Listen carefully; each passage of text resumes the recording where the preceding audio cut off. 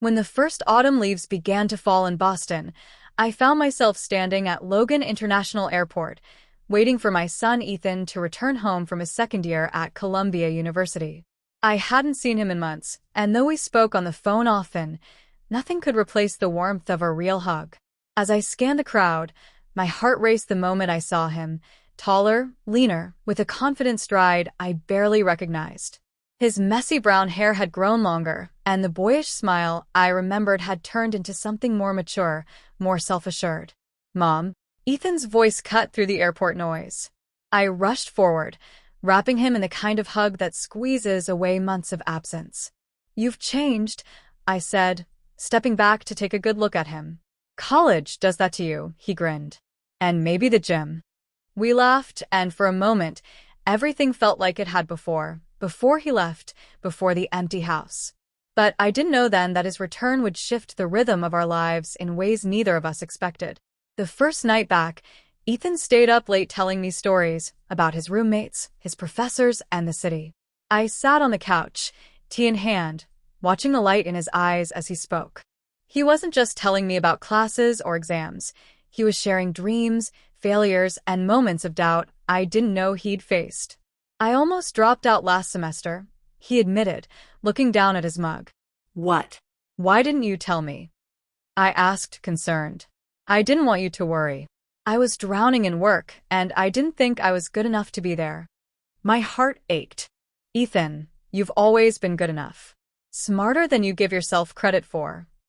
"I know that now," he smiled faintly. I stuck it out. "But it made me realize I need to be more open with you." That conversation became the first of many late-night talks in the weeks ahead. Life at home with Ethan felt different this time. He was no longer a teenager needing constant guidance. He was an adult with his own opinions, habits, and perspectives. Some evenings we cooked dinner together, and other times we debated politics or discussed books. He'd started helping me around the house without being asked, fixing squeaky doors, changing light bulbs, even repainting the porch. It wasn't just about chores.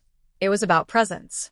One Saturday morning, as I was sorting through old boxes in the attic, Ethan climbed up to help. We stumbled upon a dusty photo album from his childhood. "Wow," he laughed, flipping through the pages. "Look at my haircut here. You really let me go out like that." "You begged for it," I said, laughing along. But then we came across a photo of him with his father, my ex-husband, taken before the divorce. Ethan's smile faded slightly, and he was quiet for a moment. "I don't really talk to him much anymore," he said softly. I sat beside him. "I know. And I'm sorry for how everything happened back then." "It's not your fault," he replied. "But I guess coming home reminds me of a lot." We didn't push the conversation further, but it was clear being back in Boston was stirring old memories, some warm, others painful.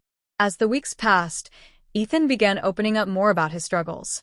He told me about a close friend at college who had been going through depression and how it made him reflect on his own mental health. "I think I want to do something that matters," he told me one evening over dinner. "Not just a job for money, but something that changes lives." "That's a big decision," I said. "But you've got time to figure it out." I don't want to waste time," he admitted. That night, I lay awake thinking about my own choices when I was his age, the risks I didn't take, the dreams I let go of. Maybe this was my chance to guide him, but also to encourage him to chase what I never did. Then, in mid-December, Boston was hit with the first heavy snow of the season. We decided to take a walk through Boston Common, bundled up in coats and scarves. The park was lit with twinkling holiday lights, and the snow crunched under our boots. "This place never changes," Ethan said, looking around. "No, but you have," I replied. We stopped by the frozen pond, watching kids skate clumsily while parents cheered them on. "Mom, I want to transfer closer to home," he said suddenly. I blinked. "What? "Why?" "I've been thinking about it for weeks. Columbia's great, but I miss being here. I miss you. And honestly, I think I can still get a great education here in Boston." I was stunned. "Ethan, that's a big step." "I know. But coming home, it's made me realize what matters to me. And right now, I need to be where I feel grounded. Tears welled in my eyes, not out of sadness, but gratitude. Over the next few months, Ethan began the process of transferring to Boston University. We worked on applications together, spent weekends touring the campus, and slowly, our house began to feel like a home again, not just mine, but ours. One evening, while unpacking some boxes from his old room, I found a letter tucked inside a book. It was addressed to me, written in Ethan's handwriting. I hesitated before opening it, but curiosity won. Mom, if you're reading this, it means I'm already back at school. I just wanted to say thank you for everything. For believing in me when I didn't believe in myself. For being my anchor. I don't say it enough, but I love you. My hands trembled as I folded the letter back. I didn't tell him I'd found it, but that night, as we watched a movie together on the couch, I leaned over and whispered, "I'm proud of you, Ethan." He smiled, not asking why I said it, but knowing exactly what I meant.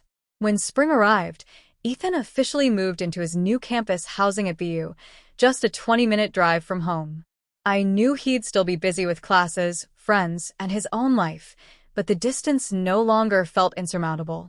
One Sunday afternoon, he came over unannounced, carrying groceries. "What's this?" I laughed as he set the bags down. "Thought I'd make you dinner for once," he said. As we cooked together, I realized something.